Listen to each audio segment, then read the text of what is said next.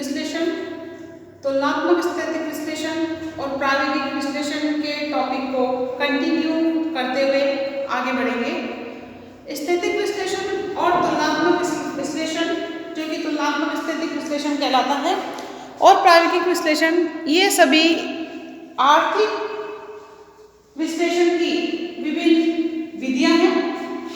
स्थैतिक विश्लेषण को स्थिर अवस्था या स्थिर अवस्था भी कहा जाता है, जिसमें संतुलन एक बिंदु पर प्राप्त हो जाता है, उसके बाद उसमें परिवर्तन नहीं किया जा सकता।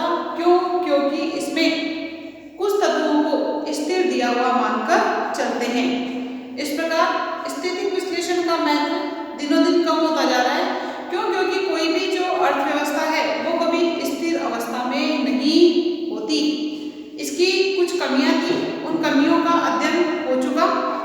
तुलनात्मक स्थैतिक विश्लेषण की बात करते हैं तो तुलनात्मक स्थैतिक विश्लेषण और प्रायोगिक विश्लेषण के बीच की अवस्था होती है।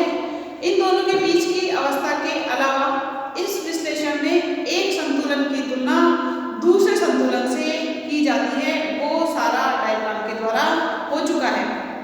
आज तुलनात्मक स्थैतिक विश्लेषण की कमियों के बारे में चर्चा करेंगे कि तुलनात्मक स्थैतिक विश्लेषण में कौन कौन सी कमियां हैं। तो सबसे पहले आप हेडिंग डालिए, तुलनात्मक स्थैतिक विश्लेषण। तुलनात्मक स्थैतिक विश्लेषण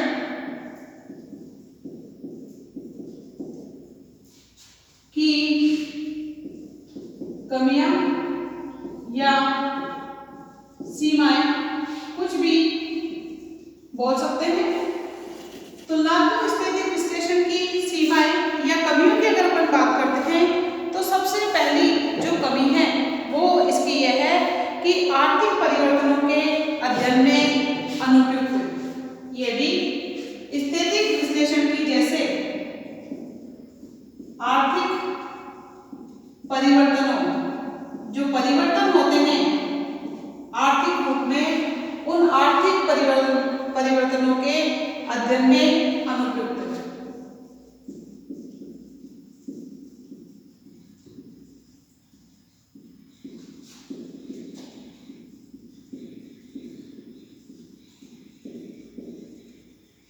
होती है।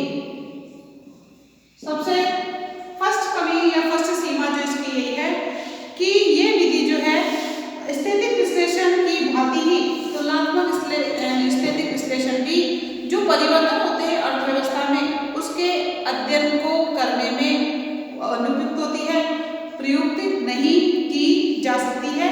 क्यों? क्योंकि जो अर्थव्यवस्था में प्रगति होगी, जो अर्थव्यवस्था में विकास होगा, वो विकास जो प्रगति होगी वो परिवर्तित होगी, स्थिर नहीं होगी, चेंज हो सकती है, घटती और बढ़ती रहती है। जबकि तुलनात्मक स्थैतिक विश्लेषण के अंतर्गत सिर्फ आप तुलना ही कर सकते हो, ये जो परिवर्तन हुआ है, ये परिवर्तन की दर कैसे प्राप्त की गई है, इन सबका अध्ययन तुलनात्मक स्थैतिक विश्लेषण में नहीं होता है। इस पद्धति का भी जो है प्रयोग सीमित ही होता है। सेकंड जो इसकी कमी है वो है आपकी परिवर्तन के मार्ग पर विचार नहीं करता। ये पद्धति जो है परिवर्तन के मार्ग पर, परिवर्तन के मार्ग पर विचार नहीं करता। कहने का मतलब परिवर्तन हो रहा है वो ठीक है, परिवर्तन को तो ये दिखा देगा, लेकिन ये जो परिवर्तन हुआ है, ये जो वृद्धि हुई है या जो कमी हुई है, ये इसका जो मार्ग है वो कैसा रहा होगा, किस प्रकार से परिवर्तन बढ़ा होगा, किस प्रकार से जो है वृद्धि बढ़ी या घटी होगी, इस प्रकार के अध्ययनों पर ये बिल्कुल भी ध्यान नहीं देता है। ये तो एक संतुलन से दूसरे संतुलन की जो वृद्धि है उस वृद्धि को शो कर सकता है, उस वृद्धि को किस प्रकार से या किस मार्ग से वृद्धि हुई है उसके बारे में ये अध्ययन बताने में जो है प्रयोग नहीं किया जाता है या अनुपयुक्त है। इस वजह से तुलनात्मक स्थैतिक विश्लेषण में ये कमी भी पाई जाती है। सिर्फ एक संतुलन की दूसरे करके ये बता सकता है कि इसमें वृद्धि हुई है, कमी हुई है, ये तो बता सकता है। लेकिन ये जो वृद्धि हुई है या जो कमी हुई है, ये जो आर्थिक प्रगति में जो परिवर्तन हुए हैं वो किन कारणों से हुए हैं, उन कारणों के बारे में बताने में तुलनात्मक स्थैतिक विश्लेषण सक्षम नहीं है। नेक्स्ट है असक्षम विश्लेषण विधि। थर्ड कमी है इसकी अक्षम विश्लेषण विधि।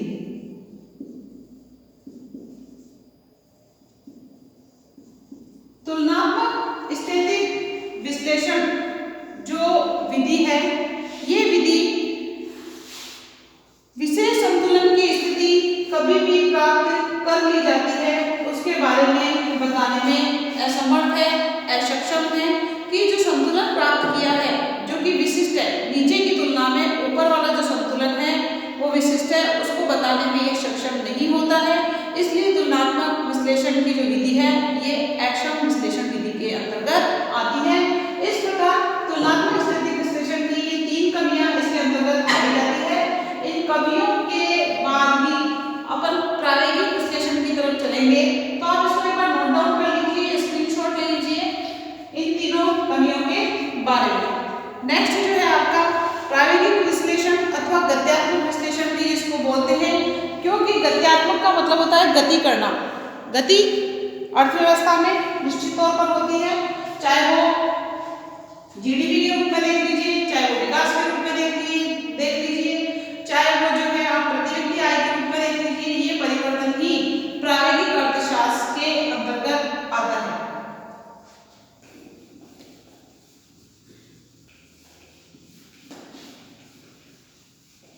छोटा क्वेश्चन पूछ लिया जाता है, प्रायोगिक विश्लेषण किसे कहते हैं या प्रायोगिक विश्लेषण से आप क्या समझते हैं। इसके अलावा स्थैतिक विश्लेषण और तुलनात्मक विश्लेषण में अंतर बताइए।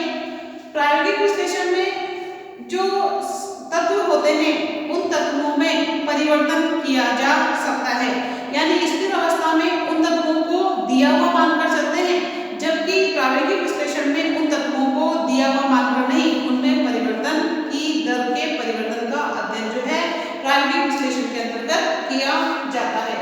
तो आप हेडिंग डालिए प्रायोगिक विश्लेषण।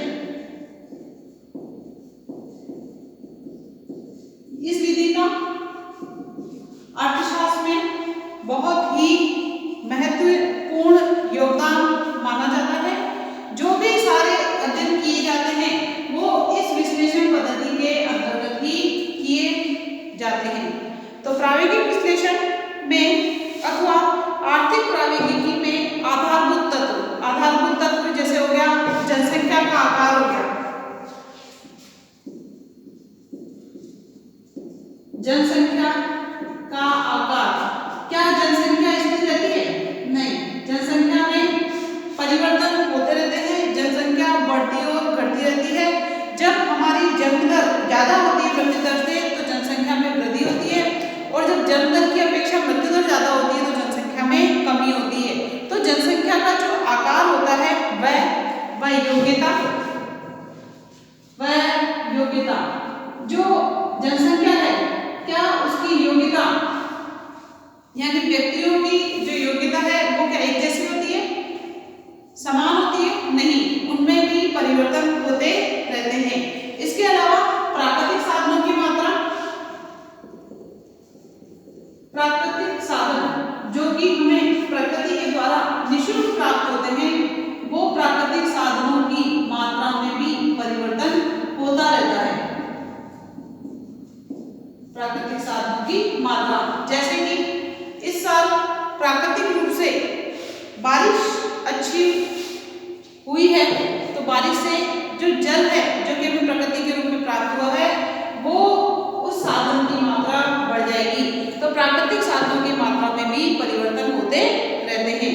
इसके अलावा उपभोक्ता वर्ग की रुचि,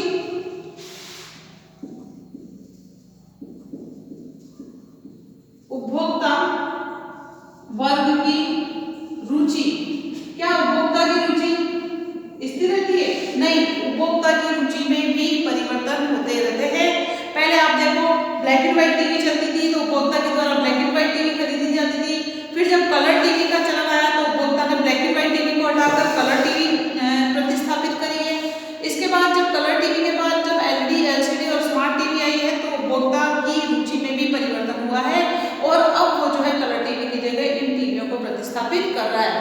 कहने का मतलब जो स्थिर विश्लेषण में उपभोक्ता की रुचि को स्थिर मान लिया है, उपभोक्ता की पसंद को स्थिर मान लिया है, वो भी इसमें परिवर्तन होता है, क्योंकि उपभोक्ता की रुचि कभी भी स्थिर नहीं होती।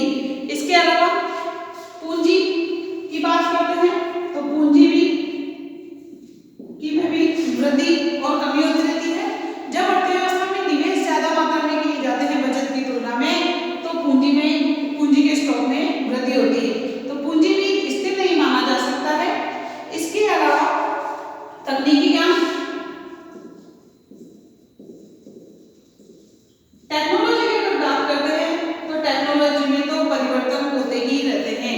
उपभोक्ता जो उत्पादन करता है वो अपनी वस्तु की अच्छी क्वालिटी और साथ में लागत को कम करने के लिए नए अनुसंधान, नई खोजें करता रहता है। इस प्रकार ये सभी चीजें प्रायोगिक अर्थशास्त्र में, प्रायोगिक विश्लेषण में बदले जा सकते हैं। तो तकनीकी ज्ञान आदि बदले जा सकते हैं, इनको स्थिर नहीं माना जा सकता प्रायोगिक विश्लेषण के अंतर्गत। इस प्रकार इनके परिवर्तनों का प्रभाव, जब इन सब चीजों में परिवर्तन होता है, जनसंख्या के आकार में परिवर्तन हो रहा है, जनसंख्या में वृद्धि या कमी हो रही है, योग्यता में वृद्धि हो रही है, कमी हो रही है, प्राकृतिक साधनों की मात्रा बढ़ रही है या घट रही है, उपभोक्ता वर्ग की रुचि में परिवर्तन हो रहा है, पूंजी में परिवर्तन हो रहा है, टेक्नोलॉजी के ज्ञान में जो है परिवर्तन हो रहा है, तो इन सब परिवर्तनों की दर के परिवर्तन का अध्ययन जो है प्रायोगिक विश्लेषण के अंतर्गत किया जाता है। तो इसकी परिभाषा प्रोफेसर कैम्ब्रिज जो अर्थशास्त्री हैं उन्होंने भी दी है। इसमें आप ये लिख सकते हो कि जनसंख्या का आकार, योग्यता, प्राकृतिक साधनों की मात्रा, उपभोक्ता वर्ग की रुचि, पूंजी, तकनीकी ज्ञान, ये सब प्रायोगिक विश्लेषण के अंतर्गत बदले जा सकते हैं। इन सबके या इनके परिवर्तनों का प्रभाव उत्पत्ति के परिवर्तन की दर पर देखा जाता है। इनके परिवर्तनों का प्रभाव उत्पत्ति के परिवर्तन पर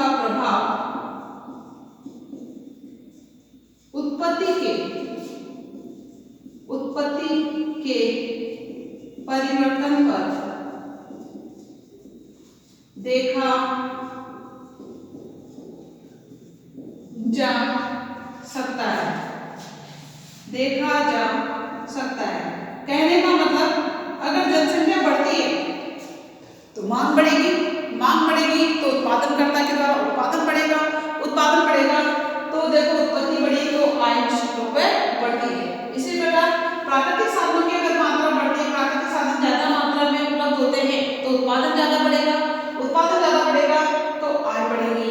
इस प्रकार इन चीजों के परिवर्तन का प्रभाव जब इस परिवर्तन पर पड़ता है, यानी इनके परिवर्तन का प्रभाव उत्पत्ति के परिवर्तन पर देखा जा सकता है। जब इन सभी साधनों की मात्रा में कमी हो रही है तो उत्पत्ति या आय में भी कमी होगी, और जब इन सभी साधनों की मात्रा में वृद्धि हो रही है तो उत्पत्ति और आय में भी वृद्धि होगी, क्योंकि उत्पत्ति का बढ़ना ही आय में वृद्धि को सूचित करता है। क्योंकि जो उत्पादन किया जाता है विक्रेता के द्वारा, वो उत्पादन बाजार में बेचा जाता है, उससे विक्रेता को आय प्राप्त होती है। तो इन सब परिवर्तनों का प्रभाव ही उत्पत्ति के परिवर्तन पर देखा जाता है। ये आपकी प्रायोगिक विश्लेषण की साधारण शब्दों में परिभाषा है। प्रोफेसर कैम्ब्रिज व आर हेरल्ड के अनुसार प्रायोगिक अर्थशास्त्र की परिभाषा दी गई है, उसको अपन लिखेंगे। पहले आप इसको एक बार नोट डाउन कर लीजिए, स्क्रीनशॉट ले लीजिए। प्रोफेसर आर हेरल्ड और कैम्ब्रिज के अनुसार नेक्स्ट परिभाषा लिखी जाएगी, जो कि प्रायोगिक विश्लेषण की परिभाषा होगी।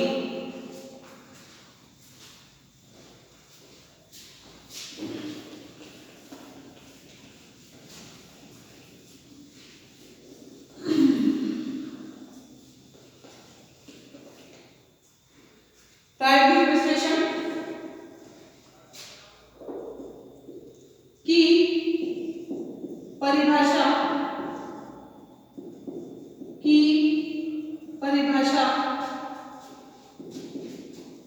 कैम्ब्रिज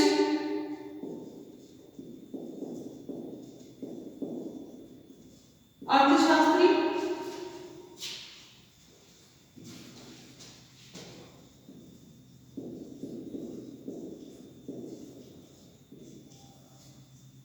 कैम्ब्रिज अर्थशास्त्री व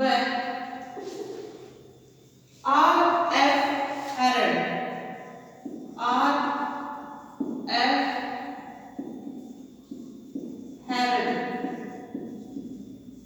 के अनुसार यानी ये जो दो अर्थशास्त्री हैं, इन्होंने प्रायोगिक विश्लेषण की क्या परिभाषा दी है उसके बारे में देखेंगे। इन दोनों ही अर्थशास्त्री, चाहे परिभाषा एक अर्थशास्त्री के द्वारा दी जाए, कितने भी अर्थशास्त्री के द्वारा दी जाए, सभी को अपने को इनवाइटेड कोमा में लिखना है। तो कैम्ब्रिज अर्थशास्त्री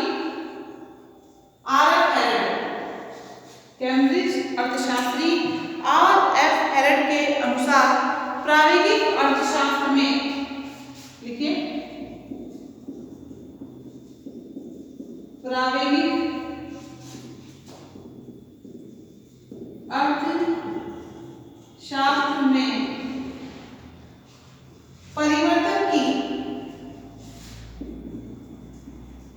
परिवर्तन की दर के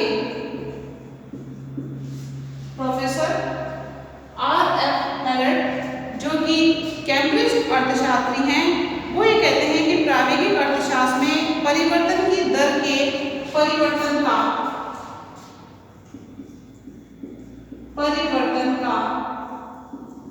अध्ययन किया जाता है।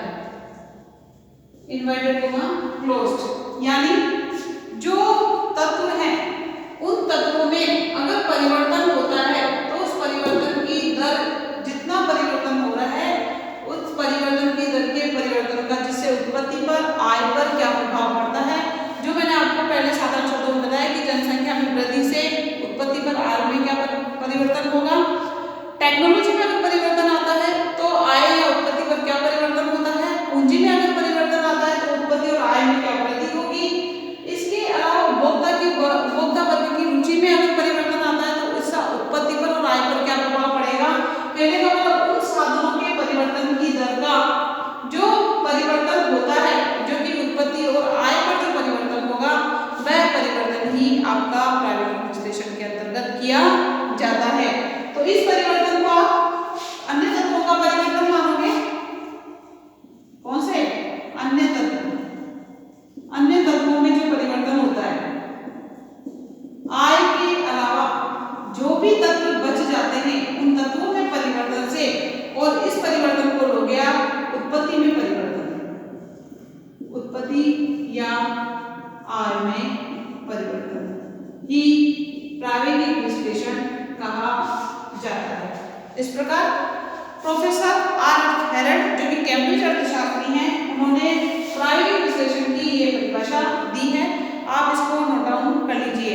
जैसे राष्ट्रीय आय की बात करते हैं, नेशनल इनकम जिसको बोलते हैं, 2% सालाना से बढ़ती हुई 6% तक जा सकती है।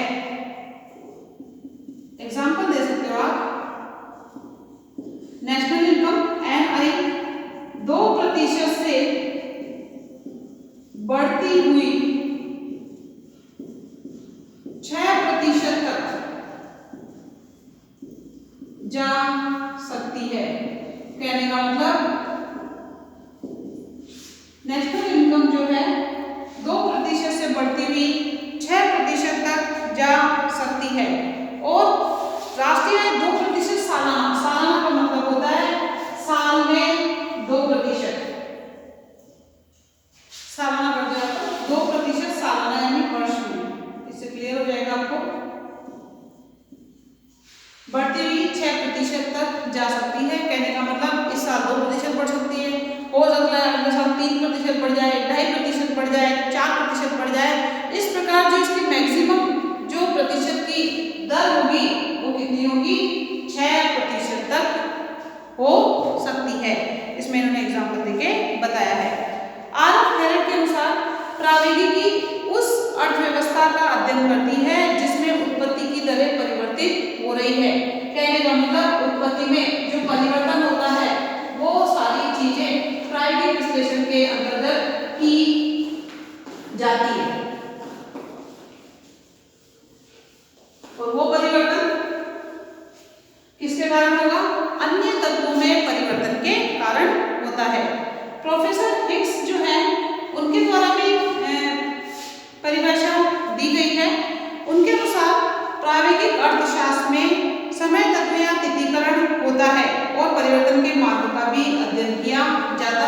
ये आप प्रोफेसर हिग्स के अनुसार परिभाषा लिख सकते हैं। हिग्स के अनुसार प्रसिद्ध अर्थशास्त्री हैं, इन्होंने इनकी प्रसिद्ध पुस्तक है वैल्यू एंड कैपिटल, काफी फेमस पुस्तक मानी जाती है। तो हिग्स के अनुसार प्रायोगिक विश्लेषण में प्रोफेसर हिग्स के अनुसार प्रायोगिक विश्लेषण में समय तत्व या तिथीकरण होता है। समय तत्व या समय तत्व किसमें नहीं होता है, बताया था आप लोगों को।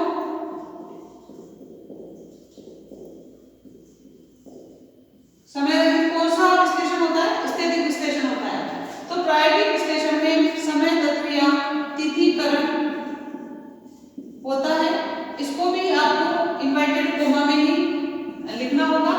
प्रायोगिक विश्लेषण में समय तत्व या तिथीकरण होता है और परिवर्तन के मार्ग का भी अध्ययन किया जाता है और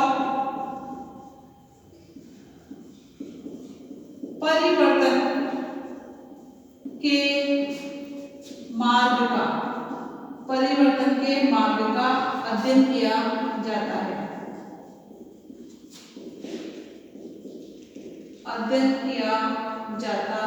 इसमें प्रायोगिक विश्लेषण में इन्वर्टेड कोमा क्लोज्ड।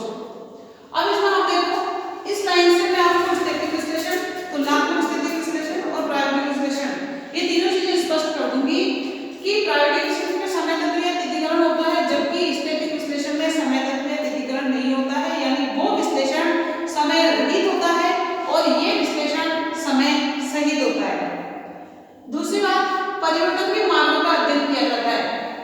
पहली बात तो स्थैतिक विश्लेषण में परिवर्तन होता ही नहीं है, सिर्फ संतुलन होता है मांग और पूर्ति के कटान बिंदु से। उसमें कुछ तत्वों को स्थिर मानकर मांग वक्र और पूर्ति वक्र बनाकर उनमें कोई परिवर्तन नहीं है, उनके संतुलन से संतुलन कीमत और संतुलन मात्रा निर्धारित हो जाती है। इसके बाद तुलनात्मक स्थैतिक विश्लेषण में कुछ एक संतुलन का दूसरे संतुलन से तुलना की जाती है। इसके अंतर्गत क्या होता है, इसको मैं आपको डायग्राम के द्वारा तीनों चीजें स्पष्ट कर देती हूँ। ये देखिए, ये आपका एक्स अक्ष है, ये 0 है, ये आपका वाई अक्ष है। यहाँ पर वस्तु की कीमत दर्शाई जाती है जो कि आपका वाई अक्ष होता है। एक्स अक्ष पर वस्तु की मात्रा होती है और मात्रा में आप मांग और पूर्ति दोनों ही होते हैं। ये आपको पता होना चाहिए, वस्तु की मात्रा में मांग और पूर्ति दोनों ही चीजें की जाती है। अब इसके अंतर्गत देखिए, ये आपका डीडी वक्र है, ये आपका एसएस वक्र है। एसएस वक्र और डीडी वक्र के कटान बिंदु से ये संतुलन निर्धारित हो गया, ये संतुलन मात्रा और ये संतुलन कीमत। ये आपका स्थिर या स्थैतिक विश्लेषण है। इनमें और तत्वों में परिवर्तन नहीं होंगे, यानी जो तत्व है उनको स्थिर माना है। जब तत्वों को स्थिर माना है तो मांग वक्र और पूर्ति वक्र में भी कोई परिवर्तन नहीं होगा। तुलनात्मक स्थैतिक विश्लेषण में एक संतुलन से दूसरे संतुलन की तरफ जाते हैं। तो इसमें देखो, मांग के बढ़ने से, और मांग की बढ़ती है आपको पता है उपभोक्ता की आय में परिवर्तन होने के कारण, तो ई से इवन की तरफ जा रहे हैं। ये जो संतुलन है, ई से इवन की तरफ गए तो कीमत भी बढ़ गई और मात्रा भी बढ़ गई। तो ये ई से इवन का संतुलन आपका तुलनात्मक संतुलन कहलाएगा। जबकि ई से इवन का जो संतुलन का जो ये मार्ग है, इस मार्ग का अध्ययन तुलनात्मक विश्लेषण में नहीं किया जाता। तो ये जो इस मार्ग का जो अध्ययन किया जा रहा है वो आपका क्या होगा, प्रायोगिक विश्लेषण होगा। क्या ये मार्ग जो मैंने ई से इवन का बनाया है, ये आपका प्रायोगिक विश्लेषण होगा। और ई से इवन बिंदु, ई से इवन बिंदु की तुलना तुलनात्मक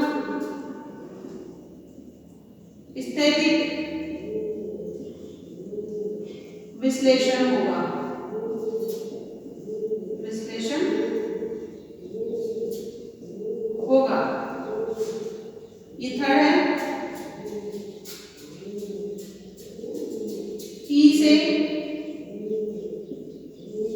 E1 का मान, ठीक है।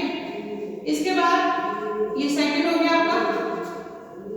फर्स्ट की अगर अपन बात करते हैं तो जो फर्स्ट है वो है ई बिंदु, जो कि डी डी व एस एस के कटान या कटाव पर है, वह स्थैतिक विश्लेषण,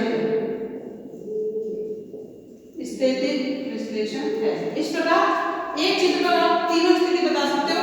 ई बिंदु स्थैतिक विश्लेषण है, ई से E1 तुलनात्मक स्थैतिक विश्लेषण है, दोनों की तुलना की जा रही है।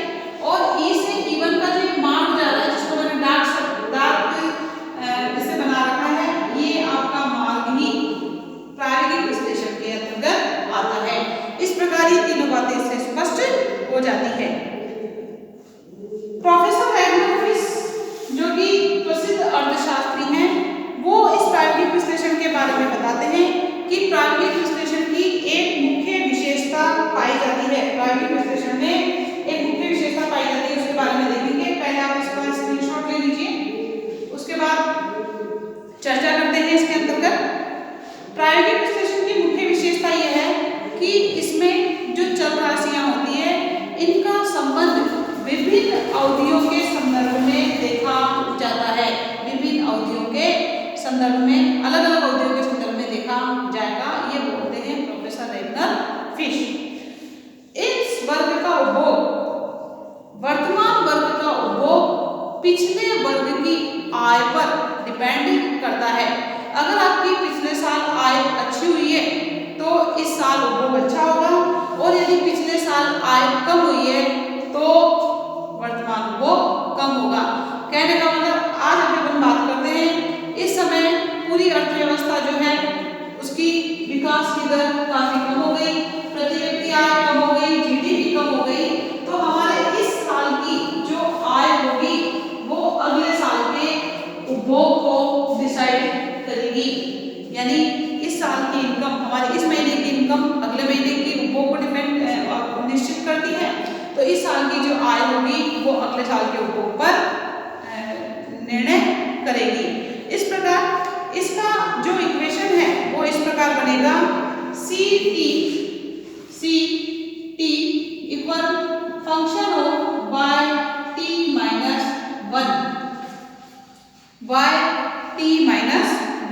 ये आपका जो है Ct वर्तमान उपभोग है। Ct क्या है? वर्तमान उपभोग है, प्रेजेंट का उपभोग। F किसको शो कर रहा है? F फलन को, इन दोनों के बीच के संबंध को बताता है। और आपका जो y(t-1) है, ये है पिछले वर्ष की आय, पिछले वर्ष की आय, इसको सूचित करता है। कहने का मतलब, हमारे इस साल का उपभोग पिछले साल की आय पर निर्भर करता है, या पिछले साल की आय पर डिपेंड करता है। यदि आय अच्छी होगी पिछले साल की तो हमारा वर्तमान उपभोग अच्छा होगा, यदि पिछले साल की आय कम होगी तो हमारा वर्तमान उपभोग कम होगा। इस साल की बात करते हैं, इस साल की आय वर्तमान उपभोग को डिसाइड करेगी कि हमारा, अगर हमारे इस साल की आय कम है तो हमारे वर्तमान यानी कि नेक्स्ट साल जो होगा उसका उपभोग कम होता है। ये कहते हैं प्रोफेसर रैगनर फिश। इस प्रकार प्रायोगिक विश्लेषण में आय के अलावा, प्रायोगिक विश्लेषण में आय के अलावा जनसंख्या, प्राकृतिक साधनों की मात्रा, पूंजी, तकनीकी ज्ञान, इन सभी में होने वाले परिवर्तनों पर ध्यान दिया जाता है। और जब इन सभी चीजों में परिवर्तन होता है तो आय या उत्पत्ति में ऑटोमेटिकली या आराम से परिवर्तन हो जाता है। इस प्रकार एक लाइन लिख लीजिए आप। इस प्रकार प्रायोगिक विश्लेषण में, इस प्रकार प्रायोगिक विश्लेषण में उत्पत्ति जिसको आय भी समझा जाता है, के अलावा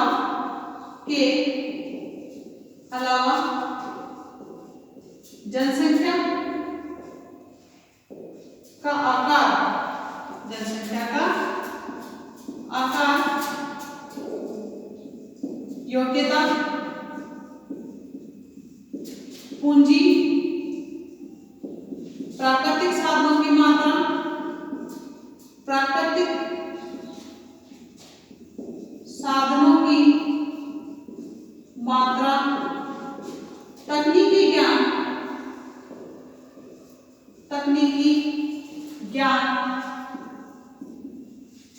आदि में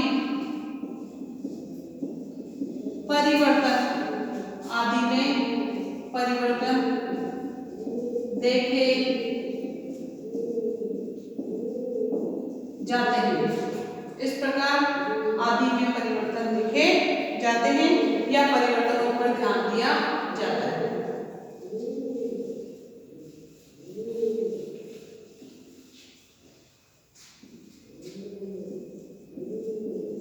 ध्यान दिया जाता है। ये आपका प्रायोगिक विश्लेषण, तुलनात्मक विश्लेषण